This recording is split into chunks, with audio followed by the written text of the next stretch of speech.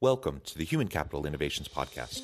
We're your source for personal, professional, and organizational growth and development, where we share original research, explore industry trends, and interview executives and thought leaders from across the globe. We hope you join us often for practitioner-oriented content around all things related to leadership, HR, talent management, organizational development, and change management. Maximize your personal and organizational potential with Human Capital Innovations Podcast. Do you enjoy the Human Capital Innovations Podcast? Please subscribe, leave a review, comment, share, and consider supporting the podcast on Patreon, even at the producer and sponsorship levels.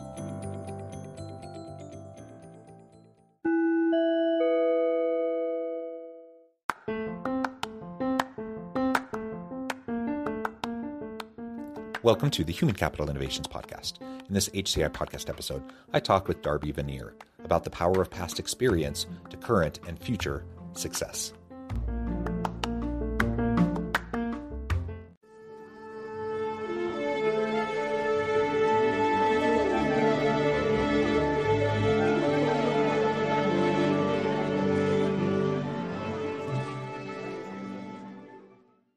Darby Vannier, welcome to the Human Capital Innovations Podcast. I appreciate being here, Jonathan. It's great to be with you. It's a pleasure to be with you today. You're joining us from Lincoln, Nebraska. I'm south of Salt Lake City in Utah. And today we're going to be talking about the power of past experience to current and future success. Of course, the best indicator of future success is past success, but we're all works in progress. We're all trying to learn and grow constantly. We're trying to reskill and upskill our competencies and capabilities. And so it's a matter of leveraging opportunity for growth and learning so that we can drive future success for ourselves in our personal lives at work, as well as for our teams, for our organizations. So this is what we'll be discussing and unpacking together today. As we get started, I wanted to share Darby's bio with everybody. Darby Vannier has over 20 years of experience in leadership development and strategic consulting. He has led effective teams of more than 100 employees, coached others into their own leadership positions, and created stability during challenging organizational transitions. Darby built his career on the philosophy that developing the right people is the key to success. And I completely agree with that philosophy. Again, it's a pleasure to be with you. Anything else you would like to share with me or my listeners by way of your background or personal context before we dive on in further? Yeah, no, I think we're going to get into some of it. I've kind of had a pretty diverse career. I've spanned the gamut of retail management and nonprofit management and professional services organizations as well. So we'll talk about some of that, I think, as we get into it. So why don't we start by just exploring this idea of past experience, how we can leverage that? Because again, we all have pain points, we all have trauma, we all have challenges, disappointment, the difficulties that are just a part and parcel with life and the human condition. And so, building upon the pain and the trauma is one way of looking at past experience. But then there's also when things go really well, and sometimes we have tremendous success. And then it's about how do we build off of that success? How do we leverage that success to get more success? And it's always interesting to me. I'm fascinated by two types of narrative arcs and stories of successful people. I'm fascinated by the person who has just really struggled and they've overcome challenges and trauma and all sorts of things to really just make something amazing out of their life and be impactful to those around them and in the workplace. I'm just fascinated by those types of individuals and those types of leaders. I'm also really fascinated by those who just have incredible amount of talent. They're like prodigies. Everyone expects super high things from them. They have super early career success. Maybe it's sports, maybe it's corporate or whatever. And then for whatever reason, it doesn't work out. They just kind of fall off a cliff and you never hear from them again. And you find out later that they've just had setback after setback. And it's fascinating. It's heartbreaking to see people go through that. And then I guess you have the third type, and that's those who come from privilege, those who have a ton of talent, natural, innate talent, who then build off of that to leverage, this rocket ship career to just do amazing things. And I guess you have all different types of people across the spectrum of all those three kind of archetypes, each of which are super interesting, each of which demonstrate a different kind of past and how we're going to build upon it. So why don't we start there and just how do you make sense of this idea of the power of past experience, to informing current and future success? Yeah, so I think you covered it really well, John. If you think about that, first off, I'm going to say, and you alluded to it, the thing behind all of this is we all have our own stuff going on in our lives. So the people you work with, the employees that you have underneath you, your coworkers, your bosses, everybody you interact every day has their own crap going on in their lives, stuff that you don't know about, that you'll never know about. No matter how well you know somebody, there's always something else going on in their lives, whether it's positive or negative. So there's lots of things that impact people. And when I talk to individuals and I coach young leaders in particular, and we talk about past experience, it's something that affects all of us that most people don't really realize unless they really sit down and think about it. And as you alluded to, it can be something negative in your past or something positive in your past, and either can affect you positively or negatively. So let me give you an example of this from my own career, and it's something that I talk about in my book.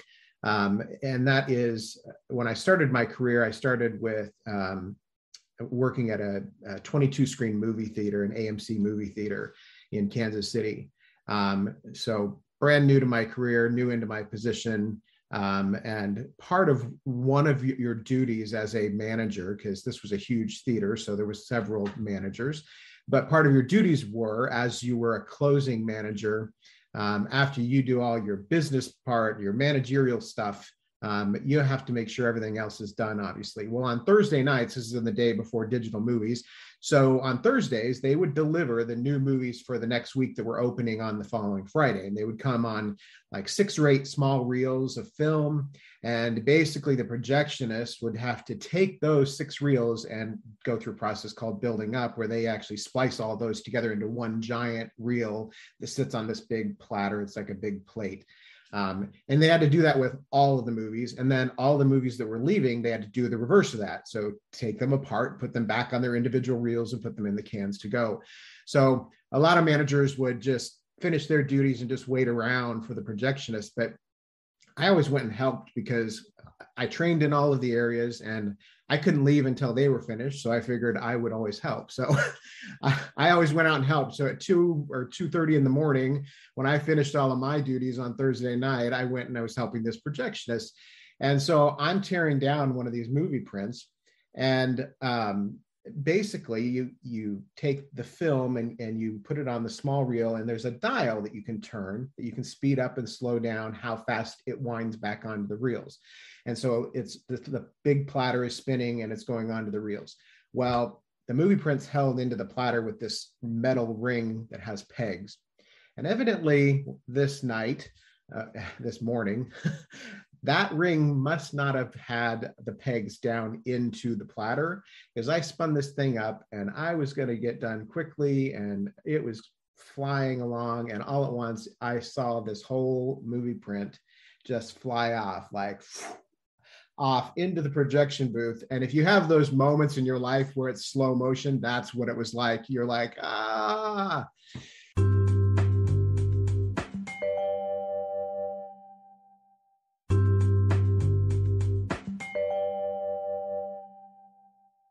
So here I am staring at this movie print on the floor, and it's not something that you can just pick back up and put on and start over. If you think about like a 2,000 or 3,000 foot extension cord, and you just jumble it all up and throw it on the ground, or your Christmas lights when you're trying to untangle them, that's kind of what it's like. So I spent the next, 4 or 5, 6 hours pulling strands of film out of this and cutting it and unknotting the next piece and splicing that back together and pulling more out.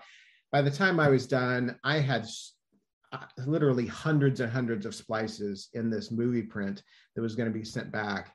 And I was sure that I was going to be fired. So at like 7 or 7:30 in the morning, I got done with this and I went home and I showered. And I came immediately back because my managing director was going to be in at 9. And I stood outside of his office looking at his office door like, okay, this is it. This is the end of your career here. This is a great start to your career. And I went in and I explained the whole thing to him, and he looked at me and he said, Darby, I appreciate you coming in and telling me. Looks like, you're tired and you have to be back in tonight. So go home and get some rest. And that was it. And basically what it came down to is that he knew that I did everything that I could do. He knew that I was stressed out. He wasn't going to make it any worse. And there's nothing else that could be done, even though I am quite sure that I probably cost the theater thousands of dollars, because I'm sure we had to pay for this. It didn't turn out how I thought it was going to turn out. I obviously made it worse in my mind. And here's the other thing about it. This is the other, not just the power of that experience, which I'm going to get into, but also the power of moments that you as a leader may think are insignificant, because I have no clue, but to him, he may not even remember this story, this managing director. He may not even remember. It may have been totally insignificant to him, but to me, it was hugely significant. So we as leaders have to remember that everything we do is being looked at in a different way, that something you think may not be important, may be very important to somebody else. But what that interaction did for me was it changed the entire way that I have led throughout my entire career. Because guess what? As I have led people and managed people and have them mess up, because everybody messes up, you know how I have managed that situation? Exactly the same way.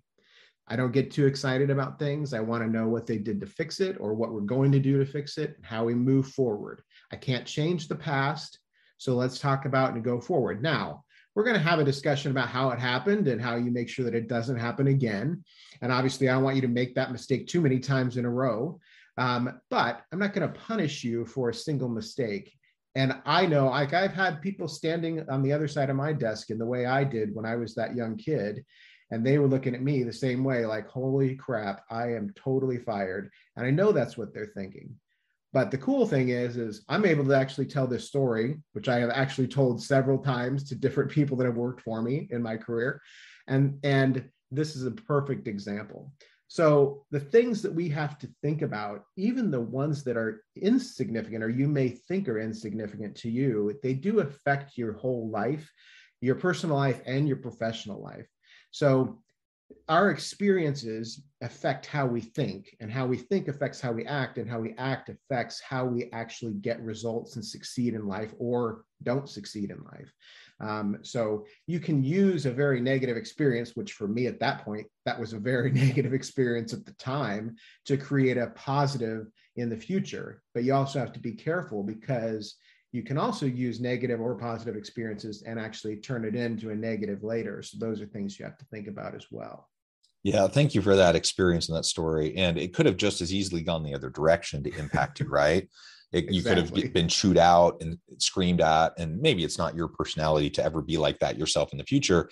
But, I see a lot of leaders who don't really know much about leadership. They just find themselves in a role. And what do they tend to do if they haven't, really been developed or trained into how to be a good leader? They tend to model, they tend to replicate what they've seen modeled to them in the past. And so even if your natural inclination would not be to be that kind of a leader who chewed people out and screamed at them for messing up, if that's how you've experienced it at influential periods in your life, chances are you're going to do that at least a bit more than what your natural inclination might be. And ultimately, it perpetuates this negative cycle. And so your boss handled it calmly, recognized your intentions were good, your efforts were there, you did everything you could to make it right, you were honest, you owned up to the mistake. Like, all those things are really positive characteristics and attributes. So your boss could recognize that, give you the benefit of the doubt, recognize this is going to be a learning experience for you. And then that positively influences you as you carry on in your life to build off of this one mistake that was a learning opportunity to then do things better in the future. And if you've been chewed out, you lose the job, you go on, you find something else, you live your life. But that negative taste in your mouth is going to stay a long time. And chances are it's going to have ways of influencing you in the future, even unconscious ways that you're not fully aware of. So that's a really, really great example. And again, we as leaders just need to make sure that we're doing everything we can to recognize the value that our people are bringing to the table, to not jump down their throats when something happens. Everyone makes mistakes. You may have cost the movie theater thousands of dollars that day. You know what? Lots of people have cost businesses lots of money, and people just make mistakes all the time. And so, it's part of the cost of doing business. And so you can throw people under the bus, or you can try to use it as a developmental opportunity. And your experience was that positive side. Yeah, one of the important things as leaders, as we coach other folks too, is to help them when they have interactions. I'm oftentimes find myself when individuals are having those negative interactions of saying, well, how do you think it should have been handled? So that they think about how they would have dealt with it differently. So they hopefully don't perpetuate that same leadership style later. So they take the negative and turn it into a positive. I used another example when I was in high school. One of my first jobs, I worked at a pizzeria in a small town that I lived in. And I got sick at school, like sick, had to go to the bathroom sick. And essentially, I called my manager because I had to work that evening at the pizzeria after work. And I said, hey, I'm going home sick. Like I threw up in the bathroom. I'm not going to be able to come in tonight. And they basically said, either find someone to work or come to work sick. And I said, it's the middle of the school day. Like all the other kids that work are in class. I can't find somebody to work. And they said, well, you either come to work sick then, or you're fired. And I said, I guess I'm fired then. And that was that. And I used that negative then as a positive later in life, because I looked at that and said, I don't want to be that. And that was important to me. But here's the thing about that. I only knew that because of other positive interactions I had with other folks that I had worked with throughout my career, and obviously my parents and that sort of thing as well. If we don't have those interactions, then it's important that we as leaders help those individuals, because they may not have a lot of positive interactions. Again, you don't know their situation. Also, I use that as an opportunity to just encourage everybody to find as many mentors and as many folks that you can surround yourself with as possible, because some of them, as you said, John, are not going to be that great in some situations. So you want to have a very diverse group of folks that you can surround yourself with, so that you hopefully get some experiences on both sides to help you grow.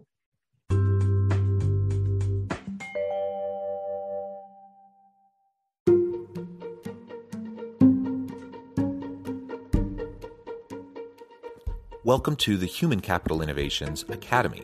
Courses, micro-credentials, and certificates to upskill and reskill for the future of work. All HCI Academy courses, micro-credentials, and certificates are designed, developed, and delivered by award-winning and internationally renowned scholars, educators, thought leaders, executives, and practitioners. Our courses, micro-credentials, and certificates will help you make your mark on the future of work and make an immediate impact in your organizations. Check out the HCI Academy and our many course offerings and certificates to upskill and reskill for the future of work.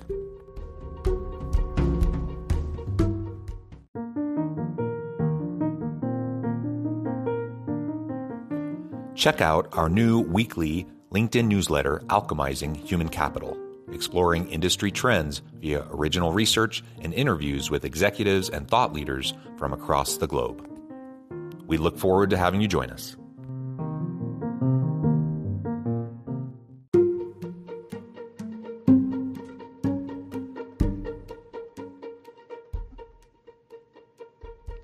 Check out Human Capital Innovations magazine, Human Capital Leadership. Human Capital Leadership is a free, interactive e-magazine with the mission to help individuals, leaders, and organizations find innovative approaches to maximize their human capital potential. We publish issues quarterly in August, November, February, and May. Take a look at the latest issue and let us know what you think.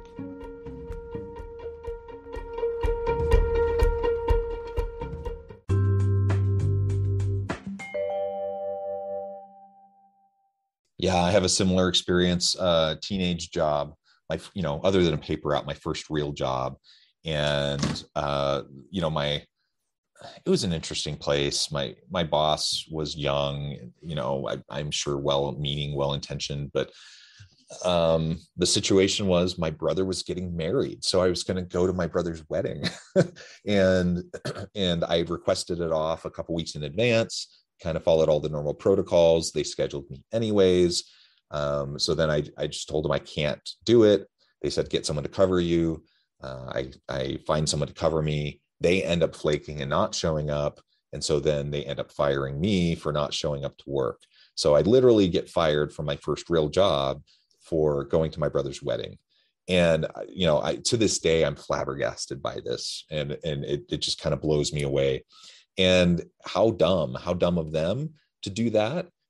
It's, I'm 43. This was when I was like 15 or 16. Right. So like, this is stuck with me, but it's definitely informed how I approach other people, and just, recognizing people have lives outside of work, especially a crappy, I think at the time I made like $4 an hour, right. It's like a crappy minimum wage teenage job. Like, people have jobs and or lives outside of work. We need to honor that. We need to be as accommodating as we can. We need to be as understanding as we can. And in my case, I'd actually done everything the right way. It just didn't work out. And I ended up getting thrown under the bus for it. So let's look for opportunities to give people, be generous towards people, give people the benefit of the doubt with these past experiences. So all of these are, I think, great examples. I know you talk a lot about the power of habit building. So past experience in the form of habit that can then lead to current successes and future successes. Maybe talk to us a little bit more about that. Yeah, so we use habits in our lives all the time. Again, it's kind of the same scenario. We don't realize how much we actually do unless it's pointed out to us.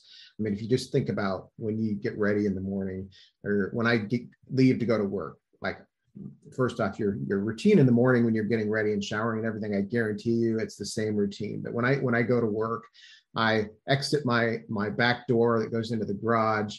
I turn around. This happens every day. I turn around every day. I shut the door. I push the garage door opener with my left hand. I go down the stairs. I get in my car. I push the button, because I have push button start on my car to start my car. As I'm pushing the garage door opener, if it's not already open, usually I've already opened it.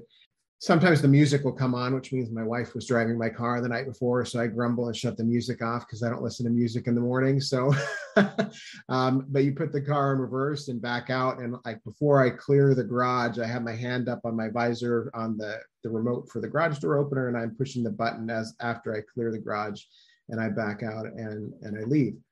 So I go through those same interactions every single day, but I don't realize, I don't think about that I do it, but I do it in the exact same order, in the exact same time, exact same hands, every single time. Well, the reason for that is that our brains just cannot deal with all of the tasks that we do. So they create essentially programs that execute.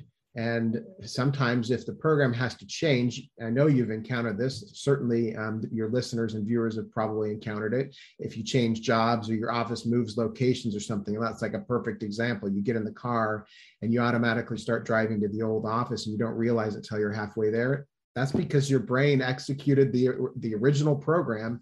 It never can delete a program. It can only write a new one. So sometimes it gets confused and likes to reference back. So there's a guy who wrote a book called The Power of Habits. His name is Charles Duhigg, and he wrote about this. I highly recommend this book.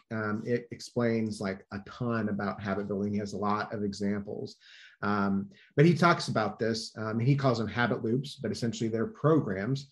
And we can utilize those things as leaders and in business as well. And we should be, because what happens is if we could do those actions and behaviors every single day to create habits that we're doing in order to help us be more successful, and we really build it into a habit, then it makes it much easier to accomplish our goals every quarter, every year, whatever your goal timeline is that you're trying to accomplish, because setting those things in habits means you're sure to get them done. It kind of goes back to another thing I talk about is top 20% activities. Sometimes people call these high payoff activities. So it's that top 20% of all things you do every day that have the highest impact. So, and the reason I say 20%, so it's the Pareto principle. So the 20% of activities account for 80% of your results. So if you can complete those 20%, then you are already way into your day. So if you can create habits surrounding those 20%, those things you definitely need to accomplish first every single day and build those into habits, you're far more likely to be more successful and accomplish more each day and each week, each month, each year, et cetera, than you are if you're just going at it every day and randomly doing things and trying to accomplish things. But it'll make it much easier for you if you can build those things into habits. And we should be teaching our employees to do this as well. I mean, when you have a team that works for you, it's going to benefit you in the long run because it's going to mean your team is more successful and is able to accomplish things more quickly, more efficiently, and in a better manner. So hopefully you get a better result overall, whether you're building a product or a process or whatever that might be. We've all experienced the New Year's resolutions and how hard it is to develop a good habit, how easy it is to lose habits, and how kind of automatic they can become. And so let's look for ways to develop good, healthy, meaningful habits over time. Don't try to bite off more than we can chew. Just try to do a little bit here and there. And I think a little bit goes a long way if we're just consistent. Consistency is the key to habit building, and it's the consistency to building upon past experiences, growing and learning from them to move into a positive future. It's not rocket science, but it is really, really hard to do because we're humans and we're flawed and we don't always see things through. And so, as leaders, let's model that the best we can for our people. Let's hold them accountable and help them and support them in doing the same thing in terms of learning and growing, creating a growth mindset amongst our team and helping them to establish good, meaningful goals and to develop meaningful habits to accomplish those goals. I think all of that will just lead to more effective teams, happier people that are more, productive and successful. Well, Darby, it has been a real pleasure. I note the time. I'm going to have to let you go here in just a minute. But before we close for today, I just wanted to give you a chance to share with listeners how they can connect with you, find out more about your work, your team, and then where they can find your book, and then give us a final word on the topic for today. Yeah, absolutely. So you can visit my website. It's beindispensable.com, and that has all the information about my book, and you click on the links and order that. Also has all my social media links. I'm pretty much on everything, but I'm most active on LinkedIn, and you can just search for Darby Vannier and you'll find me, and I connect with most anybody on LinkedIn as well. So that's where you can find me at beindispensable.com. As far as the topic goes, though, definitely, like I said, just keep in mind, my final piece of advice is just remember that aspect of the fact that everything that we do every day is going to affect us later in life, and everything your team has experienced throughout their life. So when they do something and you're like, why did they do it that way? Or why did they respond in that manner? The reason being is some experience that they have had in their career and in their life has caused them to do that. So try to be understanding and understand those things, ask the right questions and help coach them along. And you'll hopefully all continue to grow together in business and in life. So. Beautiful, beautiful. Thank you, Darby. It's really been a pleasure. I encourage listeners to reach out, get connected, find out more about what Darby can do for you. Check out the book. And as always, I hope everyone can stay healthy and safe, that you can find meaning and purpose at work each and every day. And I hope you all have a great week.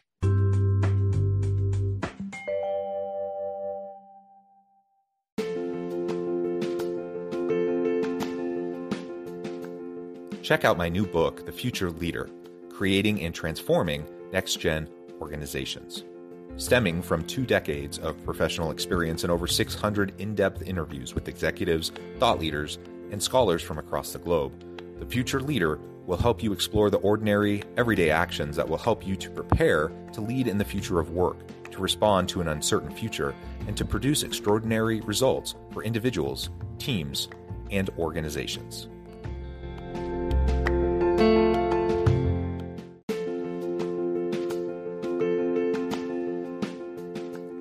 Bluer Than Indigo Leadership, the journey of becoming a truly remarkable leader.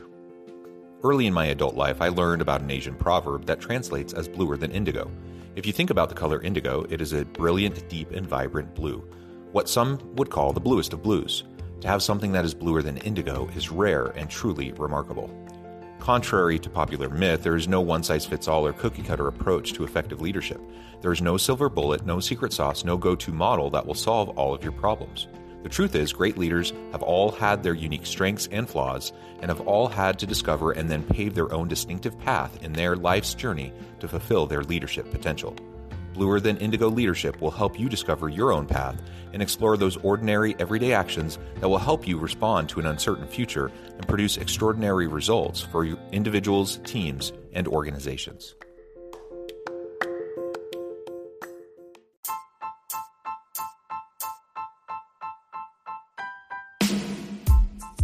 The alchemy of truly remarkable leadership. Ordinary, everyday actions that produce extraordinary results.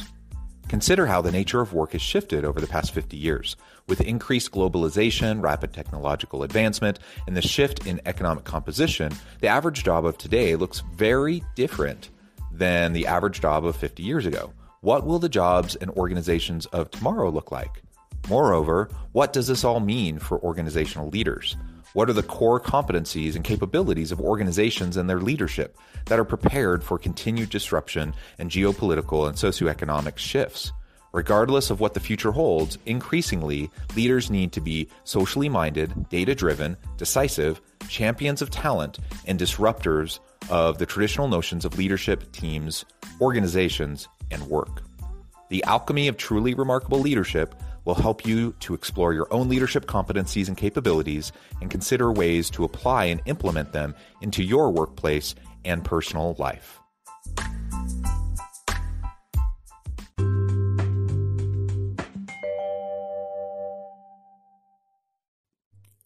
Thanks again for joining us for this episode of the Human Capital Innovations Podcast. I hope you stay healthy and safe and that you have a great week.